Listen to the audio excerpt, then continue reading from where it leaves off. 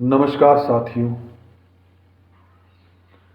आइए सुनते हैं 15वें अध्याय के 10वें श्लोक में श्री कृष्ण क्या कहते हैं। शरीर को छोड़कर जाते हुए या दूसरे शरीर में स्थिर हुए अथवा विषयों को भोगते हुए भी गुणों से युक्त जीवात्मा के स्वरूप को मूढ़ मनुष्य नहीं जानते। ज्ञान रूपी नेत्रों वाले ज्ञानी मनुष्य ही जानते हैं। श्लोक 11। यतन करने वाले योगी लोग अपने आप में स्थित इस परमात्मा तत्व का अनुभव करते हैं, परंतु जिन्होंने अपना अंतःकरण शुद्ध नहीं किया, ऐसे अविवेकी मनुष्य यतन करने पर भी इस तत्व का अनुभव नहीं करते।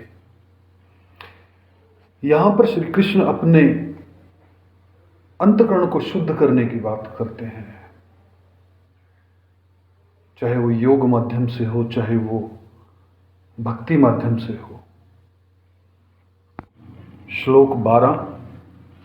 सूर्य को प्राप्त हुआ जो तेज संपूर्ण जगत को प्रकाशित करता है, और जो तेज चंद्रमा में है तथा जो तेज अग्नि में है, उस तेज को मेरा ही जान।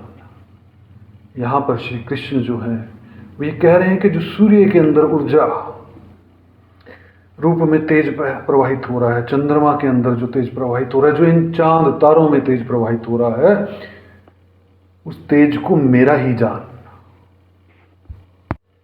श्लोक 13। मैं ही पृथ्वी में प्रविष्ट होकर अपनी शक्ति से समस्त प्राणियों को धारण करता हूं, और मैं ही रस स्वरूप चंद्रमा होकर समस्त औषधियों वनस्पतियों को पुष्ट करता हूं।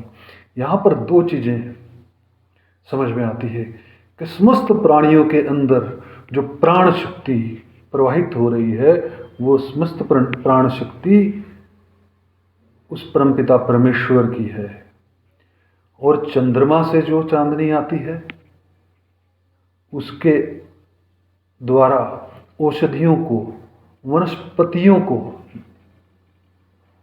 ऊर्जा दी जाती है, जीवन दिया जाता है, उनका पोषण किया जाता है। श्लोक 15। श्लोक 14।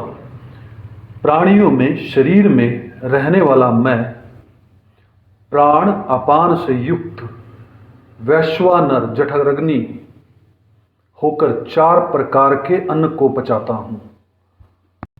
यहां पर जठराग्नि जो होती है, उसका काम है भोजन को पचाने का। तो यहां पर श्री कृष्ण कह रहे हैं कि मैं ऊर्जा रूप में, प्राण रूप में जठराग्नि के अंदर स्थित होकर या प्रवाहित होकर 4 प्रकार के अन्न को पचाता हूं। श्लोक 15। मैं ही संपूर्ण प्राणियों के हृदय में स्थित हूं, तथा मुझसे ही स्मृति, ज्ञान और अपोहन, संशय आदि दोषों का नाश होता है। संपूर्ण वेदों के द्वारा मैं ही जानने योग्य हूं। वेदों के तत्व का निर्णय करने वाला और वेदों को जानने वाला भी मैं ही हूं। यहां पर एक बात और स्पष्ट हो जाती है कि श्री कृष्ण कहते हैं कि मैं सभी प्राणियों के हृदय में स्थित हूं। मतलब कि परमात्मा की जो शक्ति है, परमात्मा की जो ऊर्जा है, ऊर्जा रूप में जो परमात्मा है, वो हमारे हृदय में स्थित होते हैं, संपूर्ण प्राणियों के हृदय में स्थित होते हैं। श्लोक 16। इस संसार में क्षर नाशवान और अक्षर अविनाशी, ये 2 प्रकार के ही पुरुष हैं। संपूर्ण प्राणियों के शरीर क्षर और जीवात्मा अक्षर है कहा जाता है। बहुत अद्भुत बात यहाँ पर श्री कृष्ण जी हमें समझाने का प्रयास कर रहे हैं कि एक तो नाशवान है और एक अविनाशी है जो कभी जिसका नाश नहीं होता। तो जो हमारी बॉडी है, जो शरीर है, वो तो नाशवान है, और जो जीवात्मा है उसके अंदर, वो सदैव अविनाशी है, सदा रहने वाली है। उसको कभी भी मिटाया नहीं जा सकता।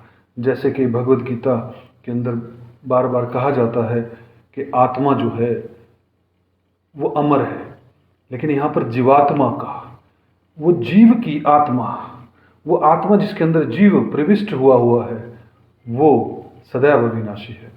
दोस्तों, इस वीडियो को यहीं पर समाप्त करते हैं।